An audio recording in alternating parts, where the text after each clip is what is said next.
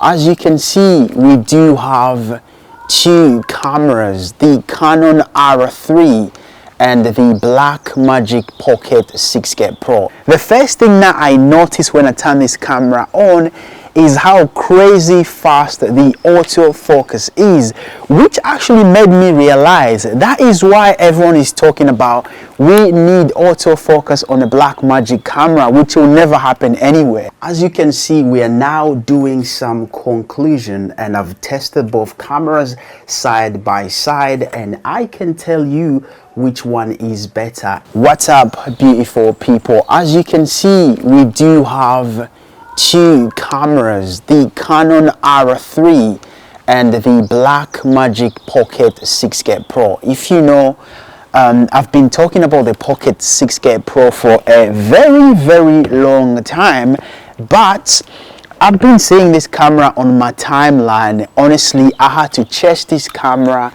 use it, and then bring it on this channel and talk about it, and that's what we are going to do. And remember, this camera is made for professional photographer, and obviously man's not a professional photographer.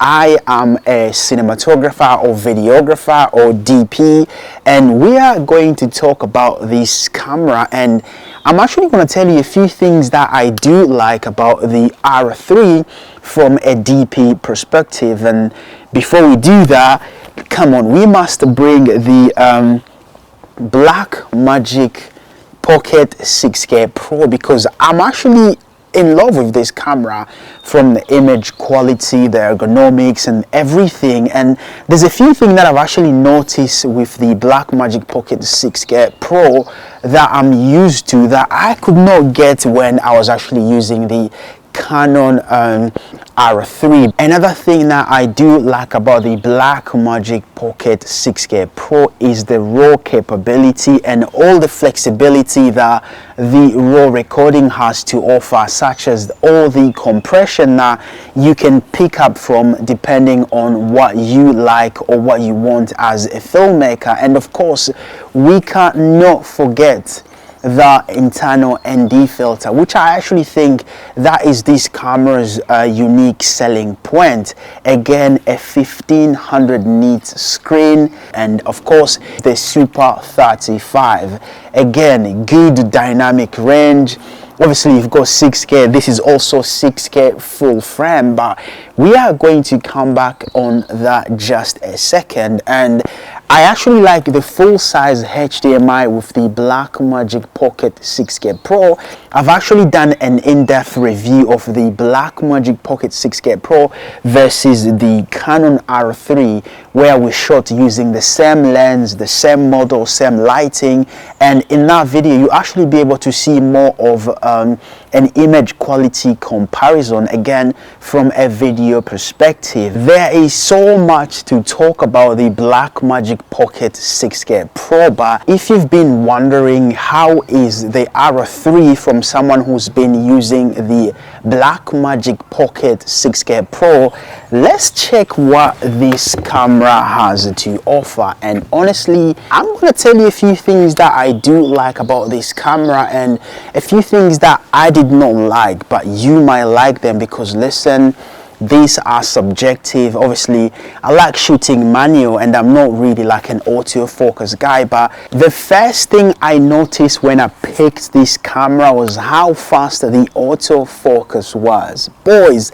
this thing is super accurate, super fast, and it has so many autofocus mode or tracking mode that would actually help you to pick up your subject, and it would make your life easy. Obviously I've not been using autofocus for a very long time, and I'm used to my Blackmagic and the manual focus because that's actually my background as a DP, which I don't mind at all, because pulling focus on set, it's never my responsibility. But with this camera, listen, you can literally do the whole one-man band as easy as it can be. And another thing that I've noticed, obviously this is a full frame 6K, and the field of view, boys, if you have an 85mm lens, it is 85. If you have a 24, it is 24. And there's actually some full frame lenses that I used to use on my Blackmagic Pocket 6K Pro, and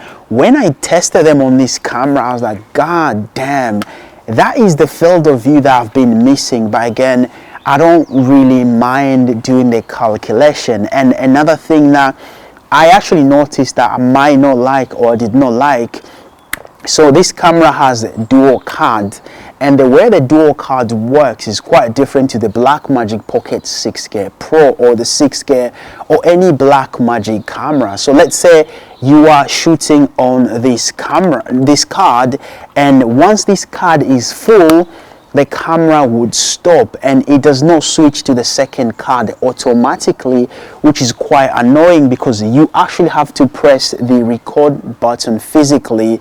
But with the Blackmagic Pocket 6K, 6K Pro, even 4K or other Blackmagic camera that I've used or I'm used to, let's say you are filming with the external SSD and you do have a CFast inside, once one card is full, the second one will start automatically, which is good because it actually saves you that losing that section of what you're filming, and that is good. With the Blackmagic Pocket 6K Pro, you can shoot raw, you can shoot slow motion, you can shoot basically anything on the CFast. You can shoot that on SD card, and you can also do that on, let's say, on the Q5 external. But with this, you can only shoot some slow motion, not even some slow motion.